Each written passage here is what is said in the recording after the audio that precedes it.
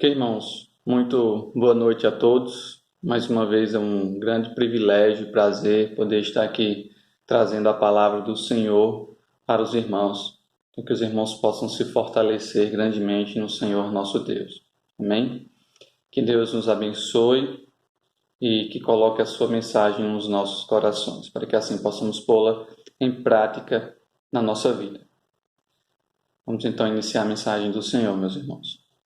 Irmãos, como nós sabemos, a situação global está completamente alarmada em meio a uma crise de pandemia, né?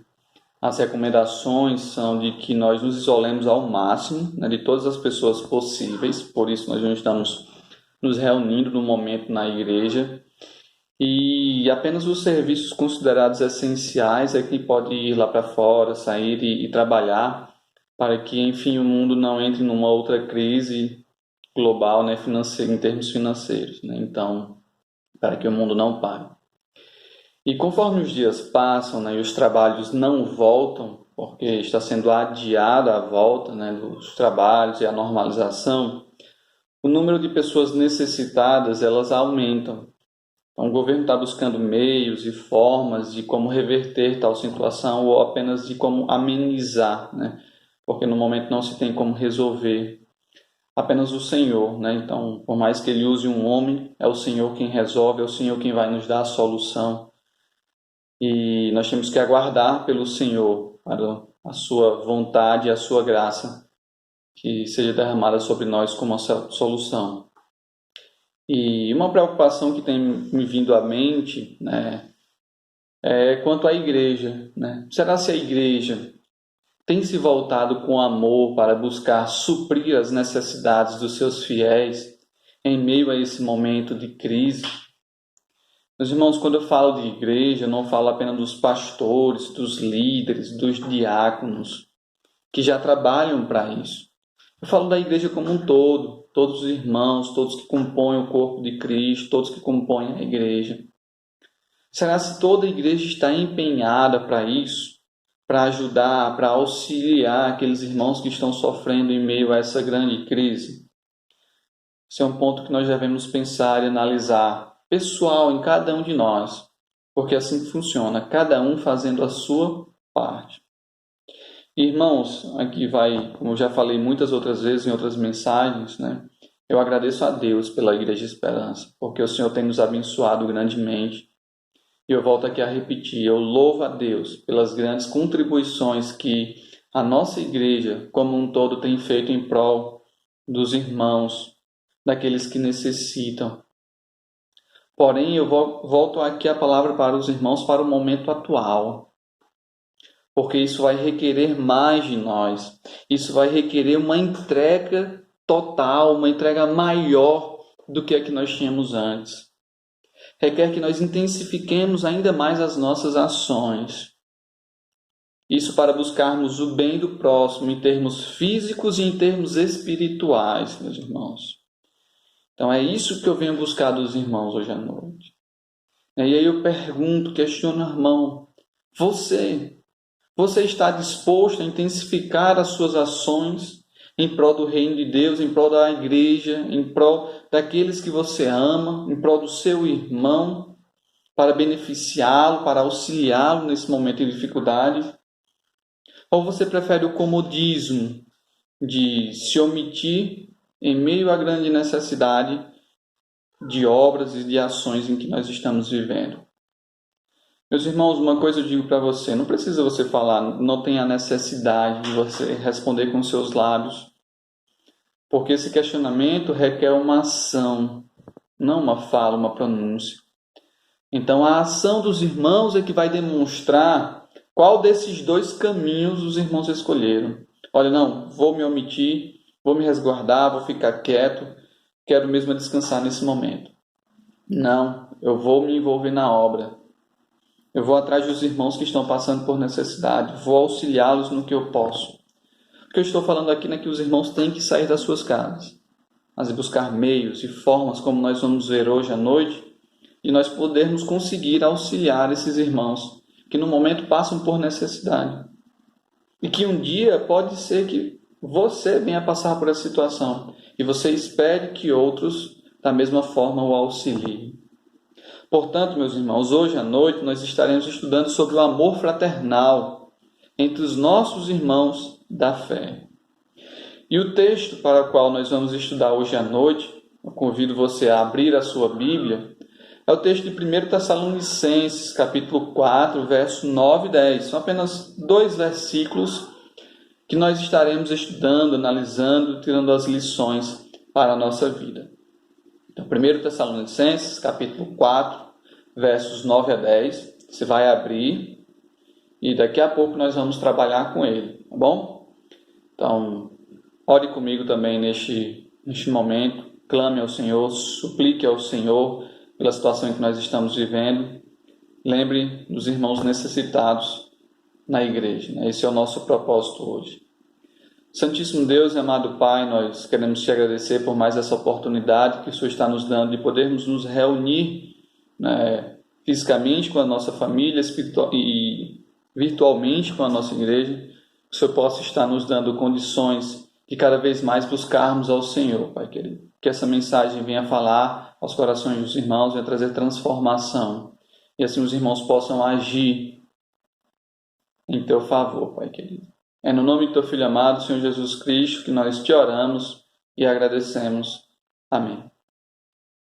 Ok, meus irmãos. Primeiro, nós precisamos compreender o contexto que antecede esse texto, tá?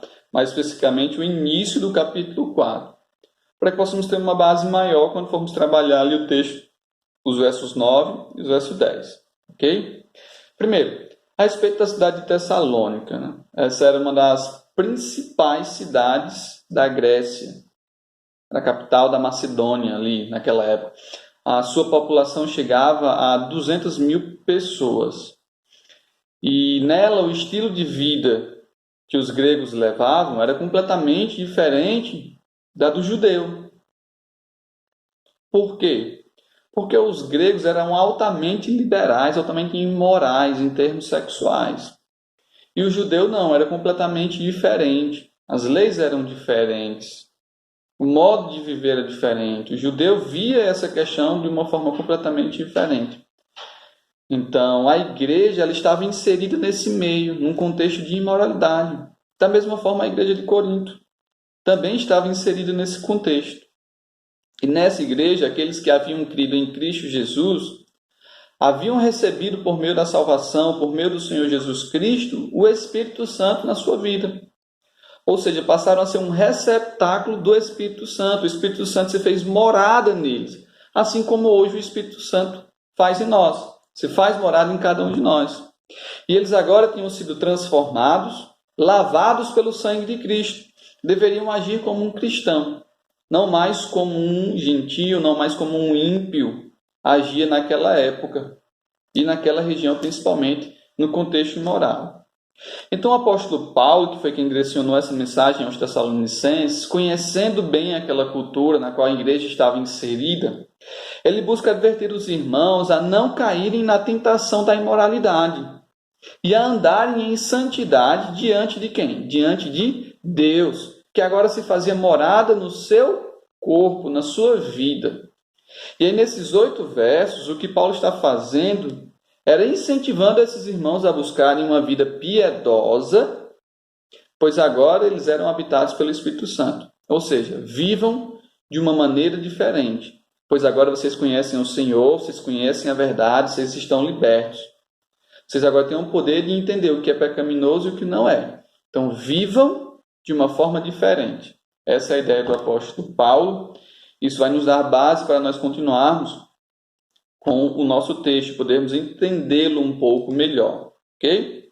Voltando para o texto de Tessalonicenses, nós vamos ler 1 Tessalonicenses 4, 9 e 10, tá?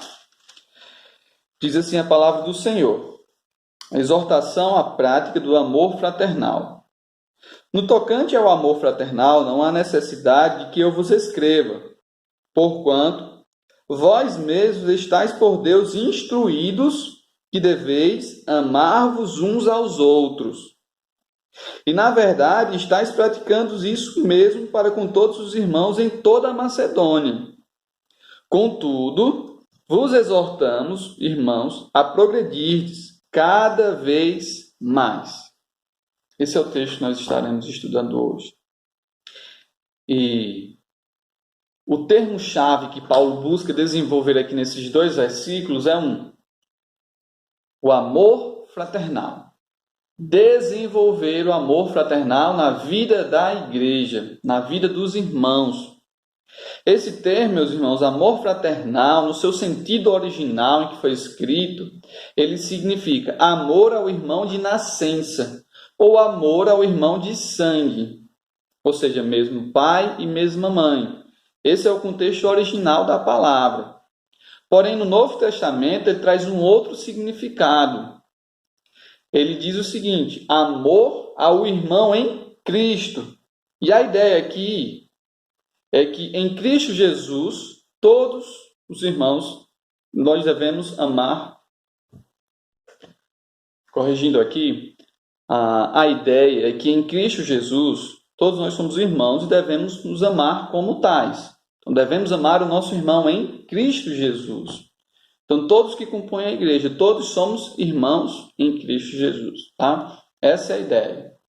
E nós temos também alguns outros usos dessa palavra no Novo Testamento, trazendo essa mesma ideia.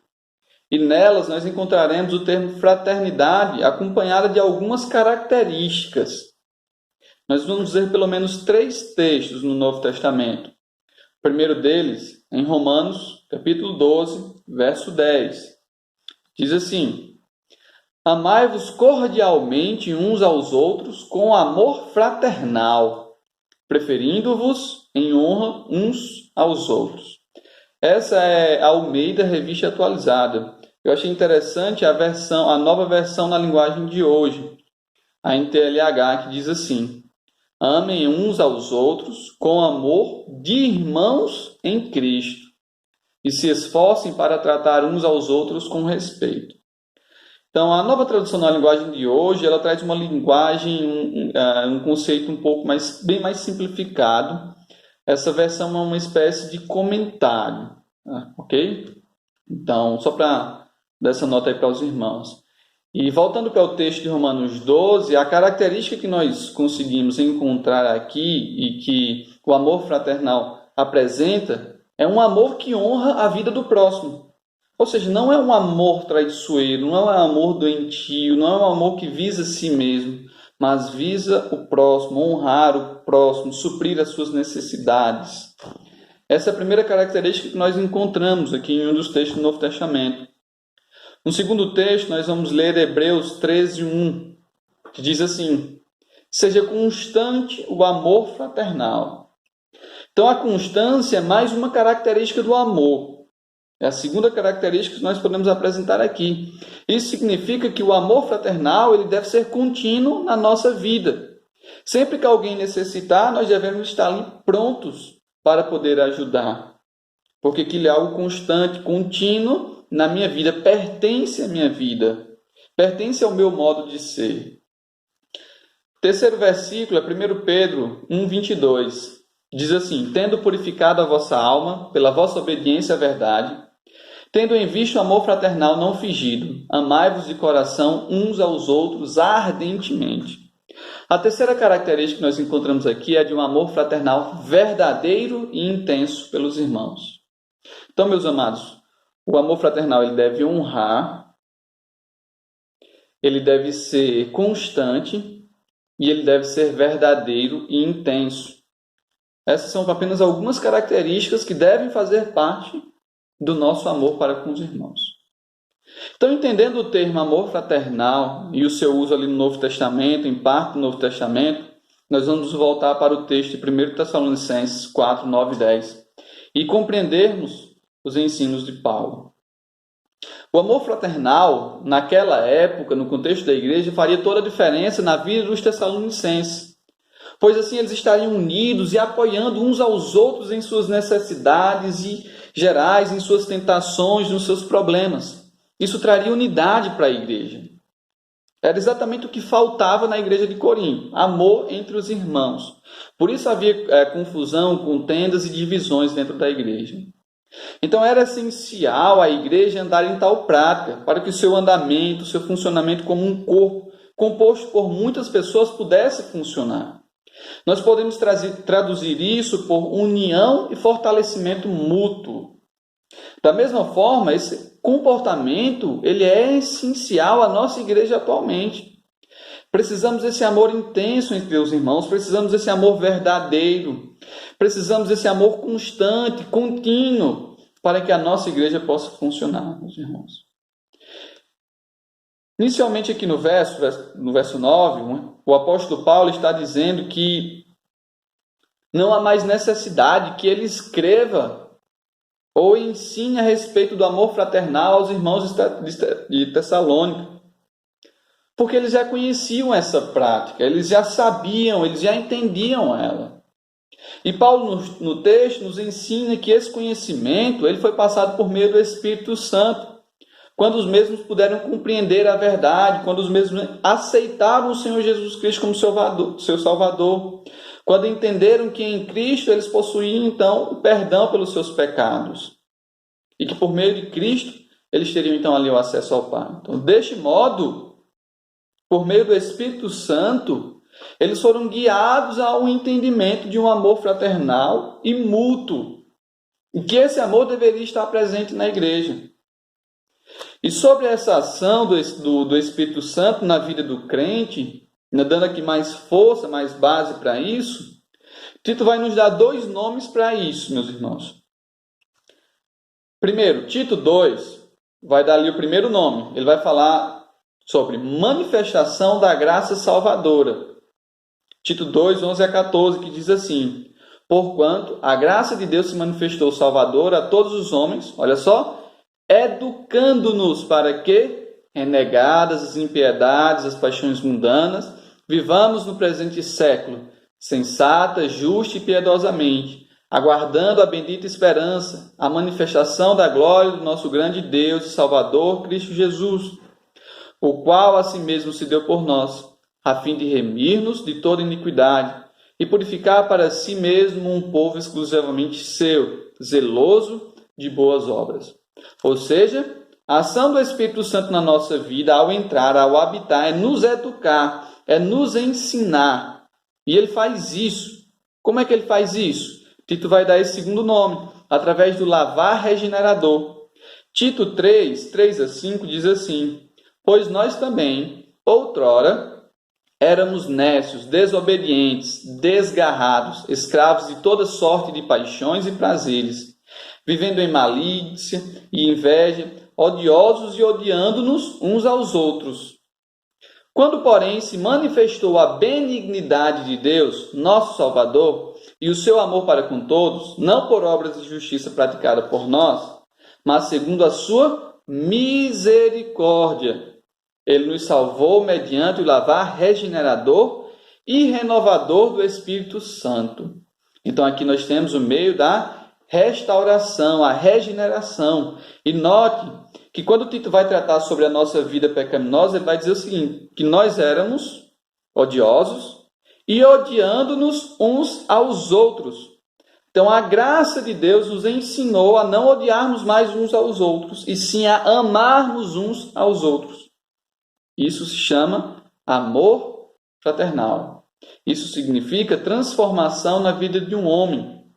Esses 2 versos nos mostram como o Espírito Santo havia ensinado a igreja sobre amor fraternal, por meio do ensino, por meio da transformação de vida, proporcionado pelo Espírito que neles e que em nós hoje habita. Desta forma, Paulo já sabia que os irmãos entendiam que deveriam praticar o amor fraternal. Por isso, não haveria necessidade de que ele os ensinasse sobre o amor fraternal. Continuando no verso 10, ele vai nos apresentar a eficácia do ensino divino na vida do Tessalonicense, que diz assim, a primeira parte: e na verdade estáis praticando isso mesmo, para com todos os irmãos em toda a Macedônia. Este verso, meus irmãos, nos mostra que eles não somente conheciam o amor fraternal, mas que isso também se tornou uma prática em suas vidas e também na vida da igreja. E estas ações, o fato deles conhecerem, o fato deles agirem, testificavam o ensino por meio do Espírito Santo. Era um resultado positivo esse ensino, essa transformação. E esse estilo de vida chegou ao conhecimento do apóstolo Paulo e ele reconhece isso, que foi por meio do Senhor, foi por meio divino. A questão que fica, meus irmãos, aqui em cima disso é, se os irmãos já viviam no amor fraternal, e se isso gera conhecimento do apóstolo Paulo, por que ele então se detém a falar ainda sobre o amor entre os irmãos? Ou o que ele quer falar de novo para que se acrescente à vida dos irmãos? Uma vez que ele diz que não era mais necessário que ele apresentasse o amor fraternal. E a última parte do versículo vai nos responder esse questionamento. Vai dizer o seguinte, a parte B do verso 10. Contudo, vos exortamos, irmãos, a progredirdes cada vez mais.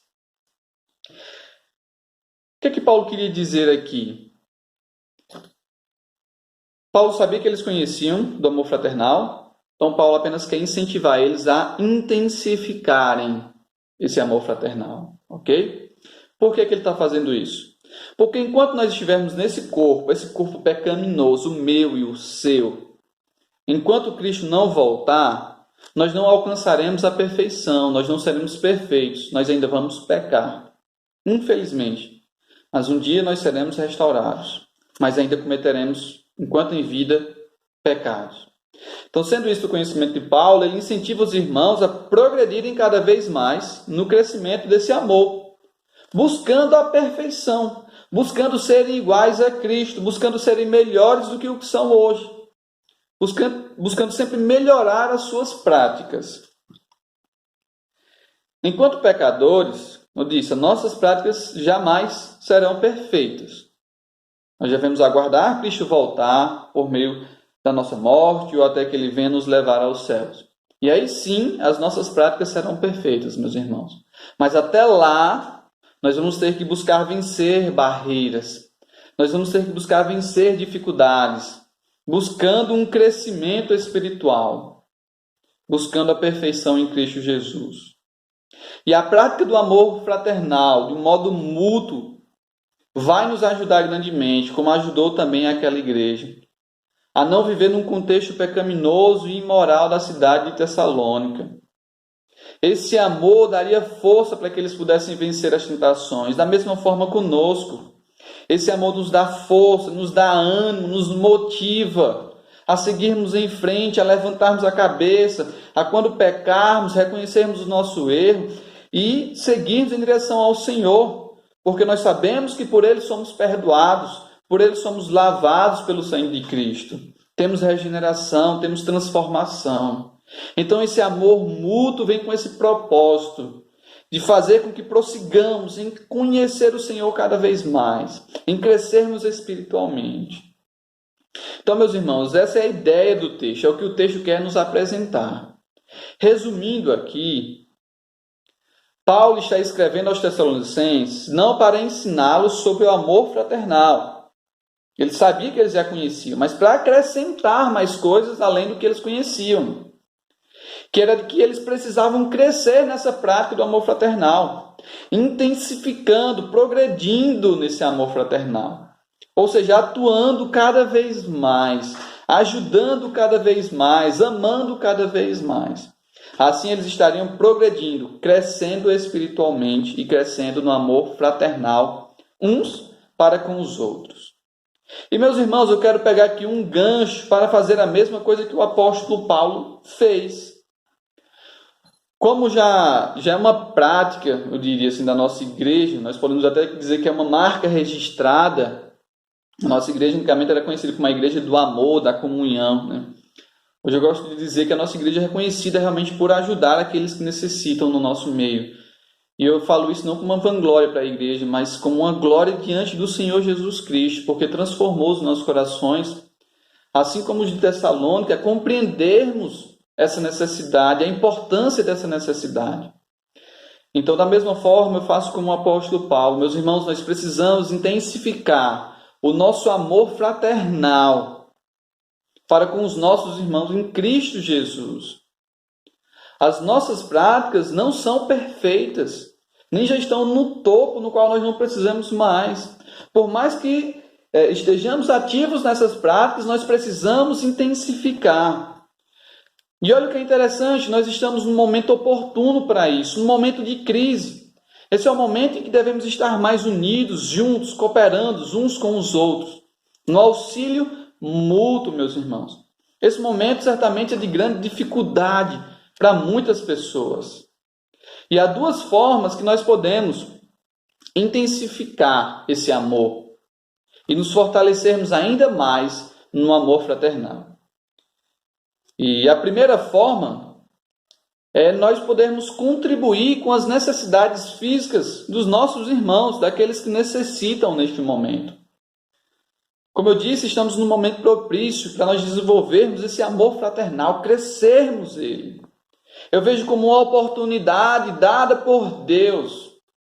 Essa é uma das bênçãos em meio à crise que eu posso enxergar no momento. É a oportunidade do povo de Deus desenvolver a sua vida espiritual, em auxílio ao próximo, em crescimento diante de Deus. Então, em meio a essa crise global, certamente há muitos que necessitam de ajuda, que estão necessitando de um auxílio. Portanto, devemos aproveitar essa oportunidade. E um questionamento que eu te faço, até hoje, desde o dia em que se iniciou, o que você tem feito em meio a isso tudo? Que tipo de auxílio físico você tem prestado ao seu irmão? Nessa situação, infelizmente, muitas vezes o pecado fala mais alto e o que algumas pessoas pensam é: vou estocar, vou guardar o que eu tenho.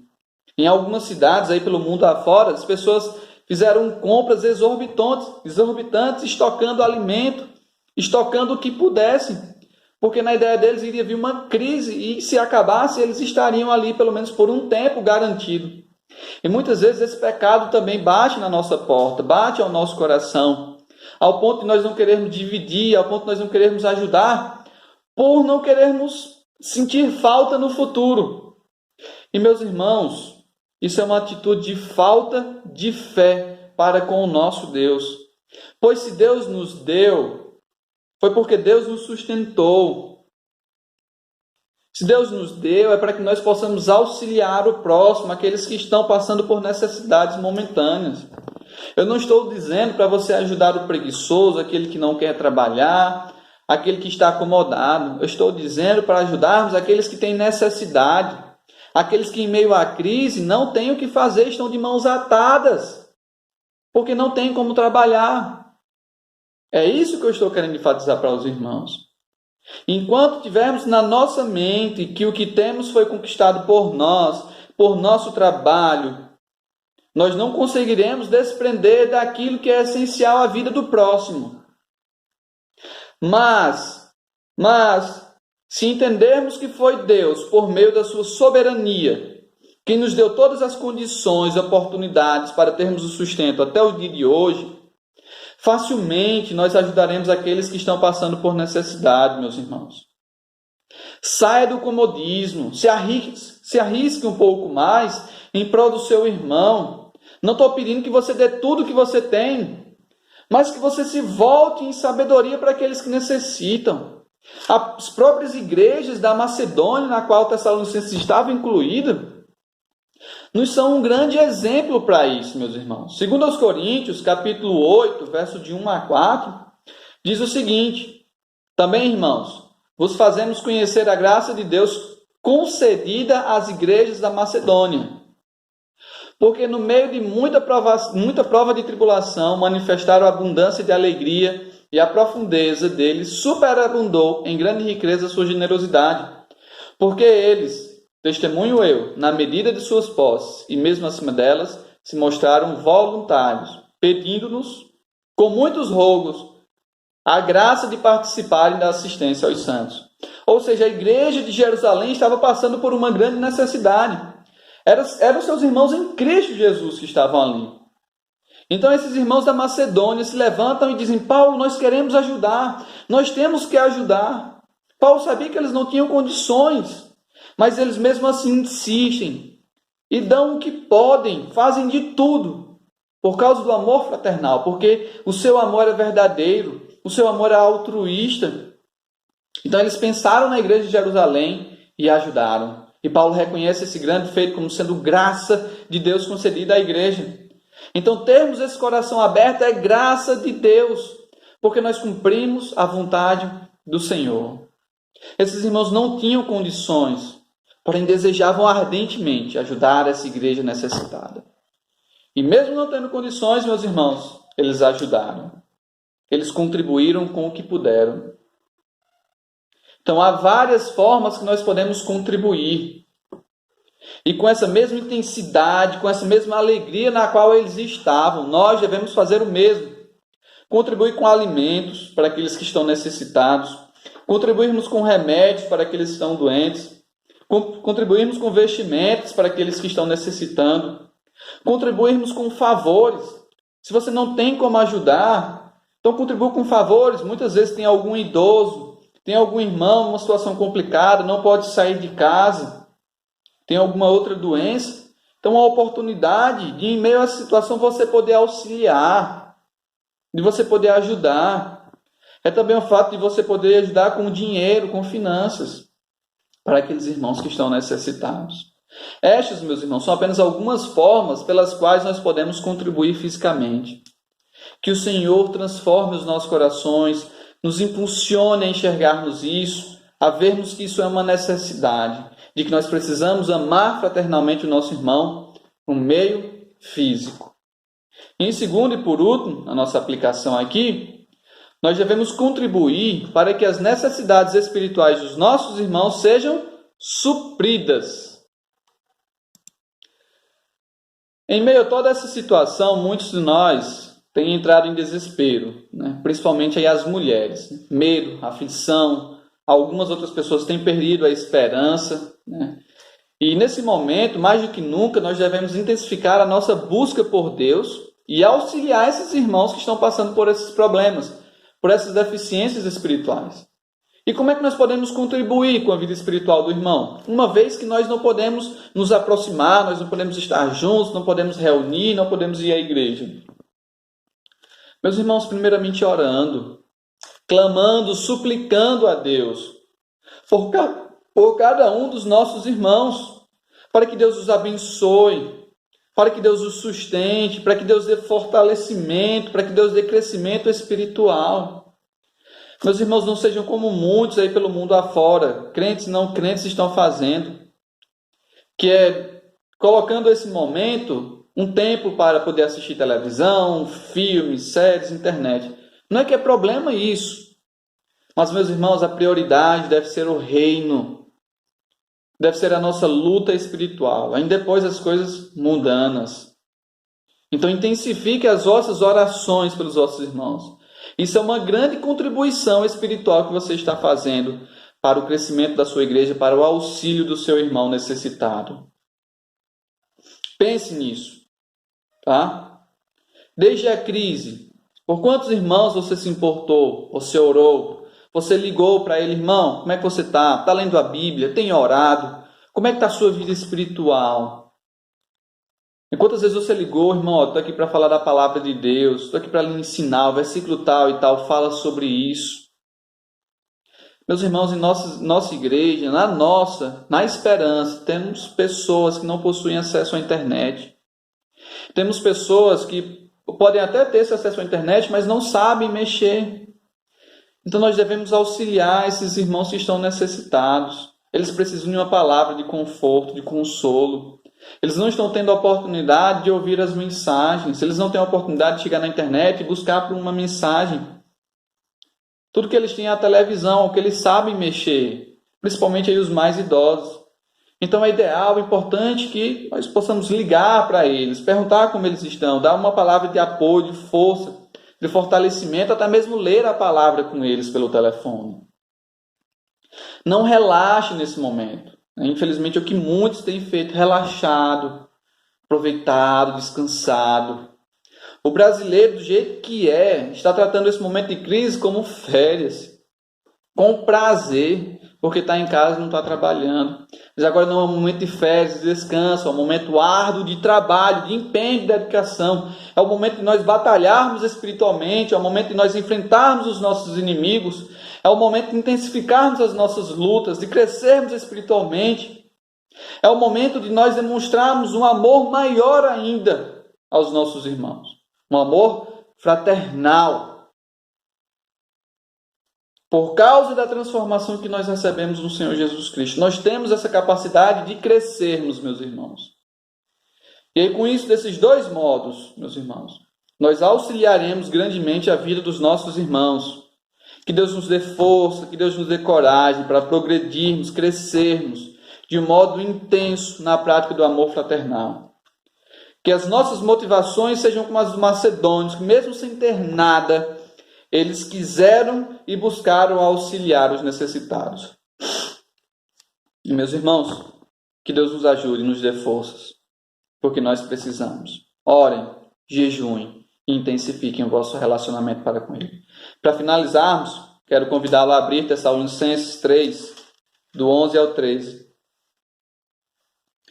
E aí eu gostaria que você lesse e meditasse por durante essa semana. Não somente escuta, mas medita nesse texto durante a semana. Diz assim, a oração de Paulo aos Tessalonicenses. Ora, o nosso mesmo Deus e Pai, e Jesus, nosso Senhor, dirigiam-nos o caminho até vós, e o Senhor vos faça crescer e aumentar no amor uns para com os outros e para com todos, como também nós para convosco, a fim de que seja o vosso coração firmado em santidade, isento de culpa na presença de nosso Deus e Pai, na vinda de nosso Senhor Jesus com todos os santos. Então não queira se achar culpado diante de Deus quando Ele voltar, por você ter podido auxiliar o seu irmão e não ter feito. Mas se acha em santidade verdadeira, cumprindo com a palavra do Senhor, amando verdadeiramente, para que quando Cristo voltar você não seja culpado, mas seja aceito, porque você tomou uma decisão verdadeira em amar o próximo de uma forma intensa, meus irmãos. Que Deus nos abençoe e nos dê força para seguirmos nessa jornada. Amém.